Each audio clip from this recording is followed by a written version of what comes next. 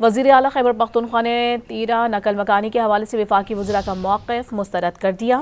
سہیل آفریدی نے university of ہری پور کے 5ویں کانوکیشن سے خطاب میں کہا کہ تیرہ کے لوگوں کو شدید برف باری میں زبردستی گھروں سے نکالا گیا اور پھر پریس کانفرنسز میں ان کی قربانیوں کا مذاق اڑایا گیا۔ کوئی بھی شخص اپنی مرضی سے اپنا گھر نہیں چھوڑتا۔ وزیر اعلیٰ خیبر پختونخوا نے تیرہ نقل مکانی کے حوالے سے وفاقی وزراء کا موقف مسترد کر دیا۔